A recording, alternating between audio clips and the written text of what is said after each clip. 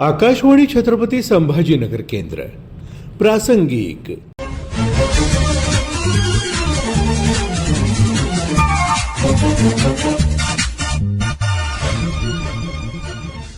प्रासंगिक या सदरात आज आपण नारी शक्ती वंदन अधिनियमाबाबत सविस्तर माहिती जाणून घेणार आहोत.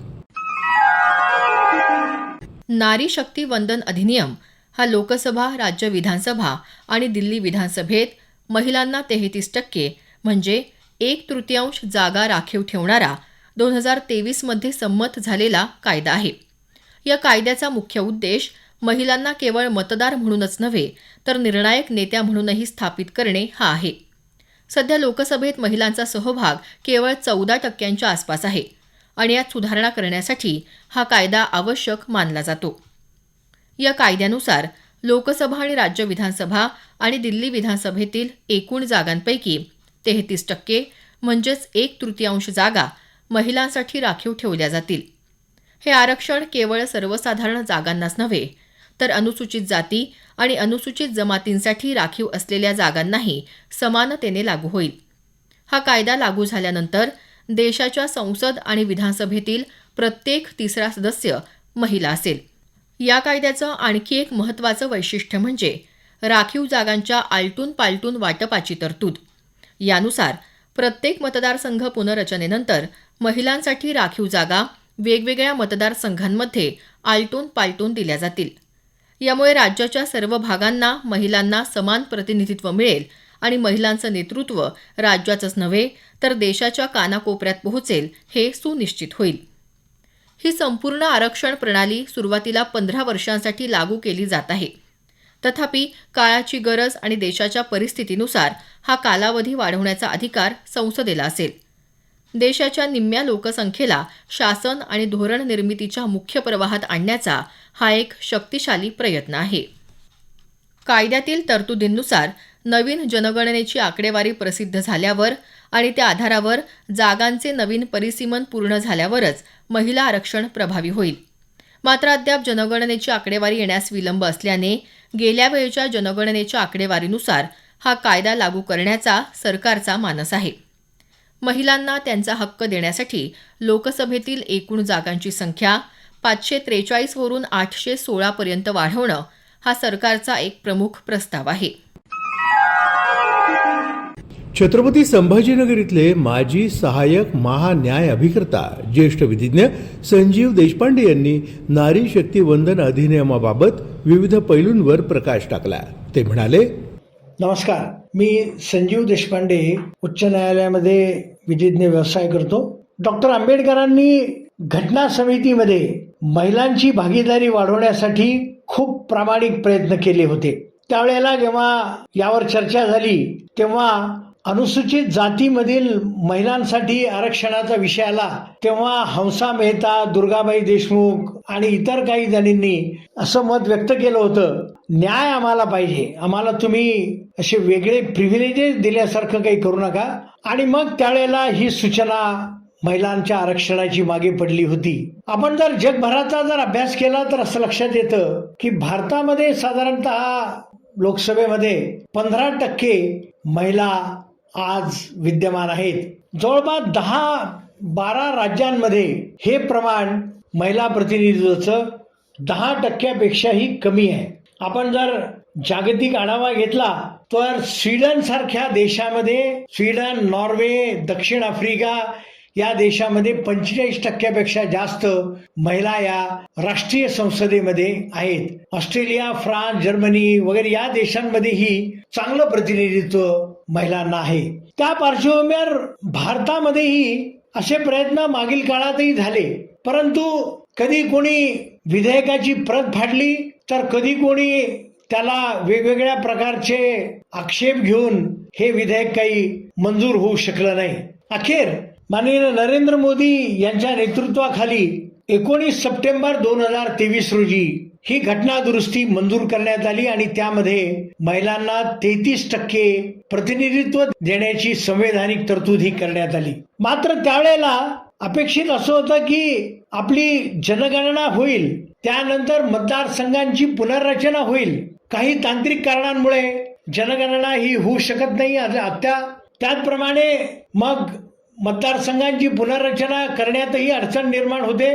त्यामुळे माननीय मोदीजींच्या नेतृत्वाखालील खरं तर ज्यावेळेला 2023 मध्ये हे घटना दुरुस्ती विधेयक आलं, त्याच वेळेला अनेक दाक्षिणात्य राज्यांनी, ज्याच्यामध्ये केरळ, तमिळनाडू असे राज्य आहेत, ज्यांनी असा आक्षेप नोंदवला होता की आम्ही लोकसंख्या नियंत्रणात ठेवली, त्याची आम्हाला शिक्षा दिली जाते की काय. आमच्याकडे लोकसंख्येचं प्रमाण आम्ही स्थिर ठेवल्यामुळे आमचं जर प्रतिनिधित्व कमी होणार असेल तर तो अन्याय होईल. त्यामुळे आता त्यांच्या या आक्षेपाची योग्य ती दखल ही निश्चितपणाने आता घेतली गेलेली आहे. या प्रतिनिधित्वाचं एक वैशिष्ट्य असं आहे की विशेषतः अनुसूचित जाती या वर्गातील महिलांना सुद्धा यामध्ये आरक्षण हे दिल्या जाणार आहे. खरं तर महिलांच्या आरक्षणाचा विषय हा केवळ एक टोकन म्हणून करण्याचा विषय नाहीये. एका अर्थाने आपली लोकशाही ही अधिक प्रतिनिधित्व असलेली सर्वसमावेशक देशातील लोकसंख्येच्या अर्धी लोकसंख्या जर महिलांची असेल आणि त्यांचं प्रतिनिधित्व जर 10% होणार असेल तर ही काही एक आदर्श स्थिती असू शकत नाही. यापूर्वी संविधानामध्ये दुरुस्ती केल्यानंतर 72 आणि 73व्या घटना दुरुस्तीनुसार पंचायत राज व्यवस्थेमध्ये महिलांना प्रतिनिधित्व देण्यात आलं आणि त्याचे सकारात्मक परिणाम हे आपल्याला दिसत आहेत. योग्य संधी दिल्यानंतर आपल्या भगिनी अतिशय उत्कृष्टपणे कार्य करून पंचायत राज सारख्या संस्था त्यामध्ये देशाच्या विकासाला आणि सामाजिक अभिसरणाला चांगली मदत करतायत असं चित्र एकूण निर्माण झालंय. काही अडचणी आहेत, मात्र महिलांच्या प्रतिनिधित्वासंदर्भात जे अनाठायी आक्षेप घेतले जातात त्याला आरसा दाखवण्याचं काम हे या पंचायत राज विधेयकाच्या निमित्ताने आपल्याला दिसतं. खरं तर आपल्या या सगळ्या लोकशाही संस्थांचं पाया जर जास्तीत जास्त व्यापक करायचा असला तर समाजाच्या सर्व घटकांचा सहभाग हा त्यामध्ये आला पाहिजे. भारतरत्न डॉक्टर बाबासाहेब आंबेडकरांनी संविधान सभेमध्ये शेवटचं भाषण करताना त्यांनी आपल्या देशासमोरचे आणि संविधानासमोरचे जे धोके सांगितले होते त्याच्यामध्ये त्यांनी असं म्हटलं होतं की राजकीय समानता येईल, आपल्याकडे आपण सामाजिक समानता आणू का, आणि या विरोधाभासाला आपल्या देशाला तोंड द्यावं लागेल. मागच्या 75 पेक्षा जास्त वर्षाच्या आपल्या या आधुनिक इतिहासामध्ये आपण सामाजिक न्याय आणि राजकीय न्याय यांची सांगड घालण्याचा प्रामाणिक प्रयत्न आपण केलेला आहे. त्या आपल्या संविधान निर्मात्याकर्त्यांचे स्वप्न पूर्ण करण्यासाठी आणि आपल्या देशातील महिलांनी ज्या पद्धतीने सगळ्या क्षेत्रामध्ये आपला ठसा उमटवलाय, आज देशाच्या महामहिम राष्ट्रपती माननीय द्रौपदी मुर्मू या ट्रायबल समाजाच्या आहेत. आणि खरं तर डॉक्टर आंबेडकरांनी तेही स्वप्न पाहिलं होतं की ज्या वेळेला एखादी आदिवासी महिला ही या देशाच्या प्रमुख पदावर बसलेली असेल, ते स्वप्न आपण पूर्ण केलंय. माननीय सर्वोच्च न्यायालयामध्ये काही वर्षातच एक उच्च विद्याविभूषित महिला न्यायाधीश या काही काळाकरता का होईना सरन्यायाधीश म्हणून येणार आहेत. अनेक उच्च न्यायालयांमध्ये महिला या मुख्य न्यायमूर्ती म्हणून कार्यरत आहेत. तुम्ही संरक्षण क्षेत्र घ्या, विज्ञान क्षेत्र घ्या, शिक्षण घ्या, वैद्यकीय क्षेत्र घ्या, या सगळ्या क्षेत्रांमध्ये जर महिला हिरिरीने काम करत जर आपली योग्यताही सिद्ध करत आहेत, आगामी काळामध्ये ज्यावेळेला 273 महिला सदस्य या लोकसभेमध्ये बसतील त्यावेळेला स्वाभाविकपणाने कायदे बनवण्यामध्ये, त्याचप्रमाणे देशाचं राज्यशकट चालवण्यामध्ये महिलांचा सहभाग वाढला तर स्वाभाविकपणाने यामध्ये महिलांच्या ठायी असलेलं ममत्व, महिलांच्या ठायी असलेला एक न्यायाचा मूलभूत भाव, या सगळ्याचा परिणाम हा या देशाच्या राजकारणावर, देशाच्या समाजकारणामध्ये, देशाच्या अर्थकारणामध्ये एक सकारात्मक बदल घडवेल याबद्दल मला खात्री आहे. खरं तर महिलांच्या बद्दल नेहमी असंही म्हटलं जातं की त्या एका वेगळ्या पद्धतीने बनलेल्या असतात आणि म्हणून एक आई म्हणून, एक योद्धा म्हणून, एक शासक म्हणून जिजाऊ माता असतील, अहिल्यादेवी होळकर असतील यांचा आदर्श पुढे ठेवत ज्यावेळेला या आपल्या भगिनी कार्य करतील त्यावेळेला हा देश संविधान निर्मात्याकर्त्यांच्या स्वप्नाला नक्कीच पूर्ण करेल याच्याबद्दल माझ्या मनात कोणतीही शंका नाही. आपल्या देशाच्या स्वातंत्र्य लढ्यामध्ये महिलांनी खूप मोठं योगदान दिलेलं आहे. म्हणजे अगदी झाशीच्या राणी असतील, त्याआधी छत्रपती शिवाजी महाराजांना मार्गदर्शन करणाऱ्या जिजाऊ माता असतील, आझाद हिंद सेनेमध्ये कार्य करणाऱ्या कॅप्टन लक्ष्मी सारख्या असतील, महात्मा गांधींच्या सोबत सत्याग्रहामध्ये सहभागी झालेल्या सरोजिनी नायडू आणि इतर हजारो महिला कार्यकर्त्या असतील, या सगळ्यांनी स्वातंत्र्य लढ्यामध्ये मोठं योगदान दिलेलं आहे. क्रांतिकारी असो, अहिंसक असो, या सगळ्या आंदोलनांमध्ये महिलांचा सहभाग मोठा होता. आपल्या भारताच्या संविधान सभेमध्येही 15 महिलांनी आपलं योगदान दिलेलं आहे. अशा पार्श्वभूमीवर खरं तर अपेक्षा अशी आहे की प्रत्येक स्तरावर महिलांचा टक्का हा वाढेल आणि मग त्यांचा सहभाग वाढल्यानंतर स्वाभाविकपणाने एक वेगळ्या प्रकारचं कायदे बनवण्यासाठी, ममतापूर्ण कायदे बनवण्यासाठी, त्याचप्रमाणे मातेला जसं सगळ्यांचं योग्य ती काळजी असते, सगळ्यांच्या अडचणी समजतात, त्याचप्रमाणे ममता करुणा असलेल्या लोकप्रतिनिधींकडूनही अधिक चांगल्या कायदे हे होऊ शकतात. आपल्या देशामध्ये निर्मला सीतारामन सारख्या अर्थमंत्री असतील, ज्या अतिशय तडफेने हे सगळं काम चालवत आहेत. अनेक राज्यांच्या राज्यपाल या महिला आहेत.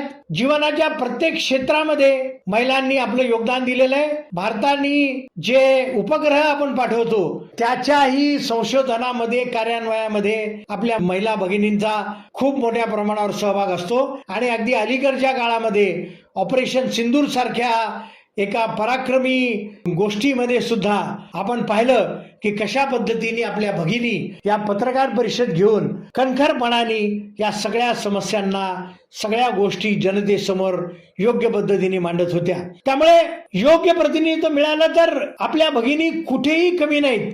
कोणत्याही घटकाला ज्याला प्रतिनिधित्व मिळतं त्यावेळेला स्वाभाविकपणाने जबाबदारीची जाणीवही निर्माण होत असते आणि मग त्यांच्या योग्य त्या सहभागामुळे संसदेमध्ये सुद्धा एक पावित्र्य पसरेल. महाराष्ट्रामध्ये आता 10% साधारणतः महिला प्रतिनिधी या विधानसभेमध्ये आहेत. महाराष्ट्राच्या माननीय उपमुख्यमंत्री सुनेत्राताई पवार या आहेत. त्याचप्रमाणे अनेक राज्यांच्या मुख्यमंत्रीपदी सुद्धा महिलांनी अतिशय तडफेने काम केलेलं आहे. महाराष्ट्र एक अतिशय पुरोगामी अशा प्रकारचं राज्य समजलं जातं. महात्मा ज्योतिबा फुले, सावित्रीबाई फुले आणि अनेक समाज सुधारकांचा वारसा चालवणाऱ्या या महाराष्ट्राच्या विधानसभेमध्ये ज्यावेळेला हे महिलांचं प्रमाण वाढेल त्यावेळेला महिलांना न्याय देणारे कायदे, त्याचप्रमाणे समाजातील प्रत्येक घटकाची काळजी घेणारे कायदे आणि प्रशासनावर योग्य त्या प्रकारचा अंकुश ठेवणारी कार्यप्रणाली ही निश्चितपणाने विकसित होईल. धन्यवाद. जय संविधान. प्रासंगिक या सदरात आज आपण नारी शक्ती वंदन अधिनियमाबाबत माहिती जाणून घेतली. हा कार्यक्रम आकाशवाणी छत्रपती संभाजीनगर केंद्राच्या प्रादेशिक वृत्त विभागानं सादर केला. सादरकर्ते समरजित ठाकूर, निर्मिती सहाय्य शिवाजी चव्हाण आणि धनंजय ब्रह्मपूरकर.